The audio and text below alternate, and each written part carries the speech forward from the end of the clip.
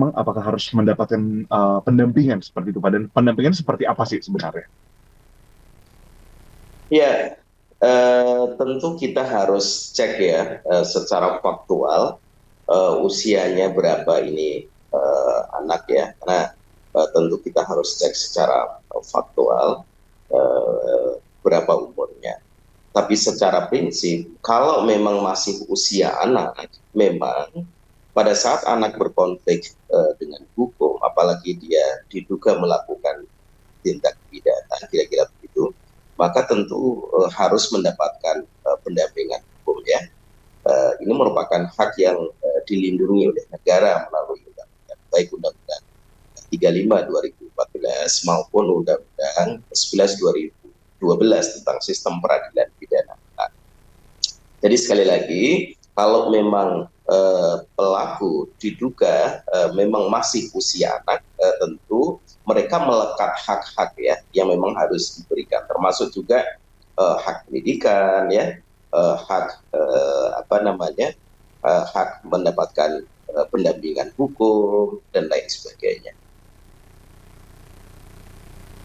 Baik Pak, berarti memang selama masih tadi di bawah usia ya Pak ya, yang berarti menurut undang-undang itu di bawah usia berapa Pak? Mungkin boleh sekali lagi Ya, penegasan. yang pasti usia anak itu kan di bawah 18 tahun sampai 18 tahun.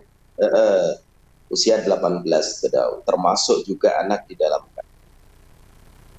Oke, berarti selama di bawah tahun, nah 18 tahun. Berarti yang kalau kita nyatakan dari keterangan yang diambil oleh Polres Metro Jakarta Selatan, anak pelaku pembunuhan terhadap ayah dan nenek ini berusia 14 tahun, Pak. Nah, eh, pendampingan sedang diusahakan oleh Polres Metro Jakarta Selatan. Berarti memang sampai nanti pendampingan ada kuasa hukumnya untuk mendampingi dari pelaku ini, pelaku ABH ini, memang tidak dapat dilangsungkan ya Pak, tidak dapat berjalan ke penyidikan berikutnya atau bagaimana Pak?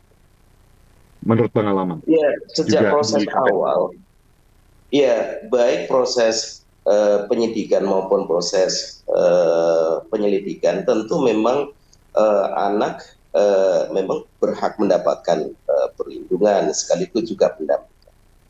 Biasanya memang para pegiat perlindungan anak, termasuk juga lembaga perlindungan anak yang concern pada hal ini, biasanya memang memberikan support. Sebut sajalah ada P2 TP2 DKI, biasanya memberikan support ya untuk melakukan pendampingan terhadap yang bersangkutan. Kami berharap dengan kasus ini semua tentu juga concern ya bahwa kita tidak mentoleransi terhadap tindakannya, tetapi karena ini adalah usia anak, pelaku masih usia tumbuh kembang, tentu kita hormati proses yang sedang berjalan dan mendapatkan perlindungan sekaligus juga mendapatkan pendampingan secara proporsional sesuai dengan ketentuan hukum yang berlaku.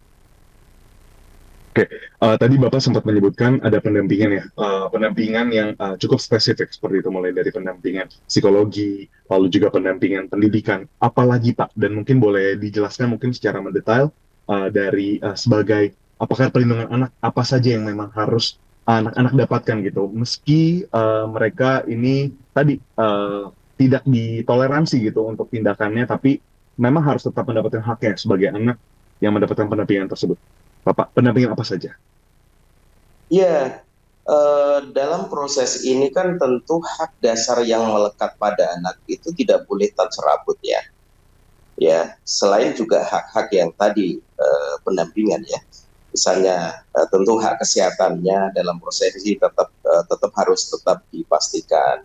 Hak pendidikannya tetap harus dipastikan. Kemudian hak memanfaatkan waktu luang ya tetap juga harus dipastikan ya.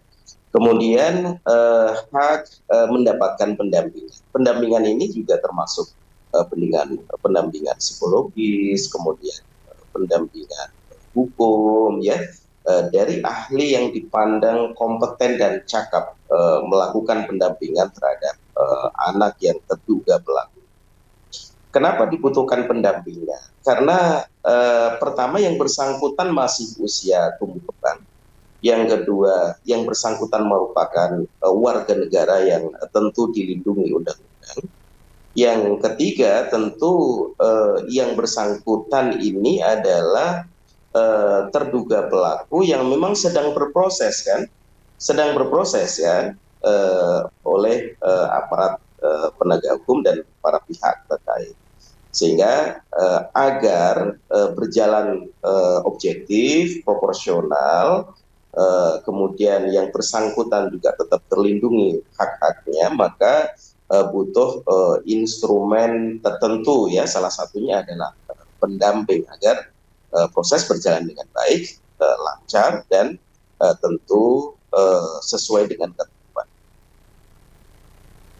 Oke, baik Pak. Jika memang melihat ini terakhir mungkin Pak, ini menarik karena memang kondisinya korban yang sudah meninggal dunia seperti itu adalah ayah dan nenek. Tapi memang masih ada korban, alhamdulillah seperti itu ya Pak, memang masih menunggu pemulihan dari sang ibu.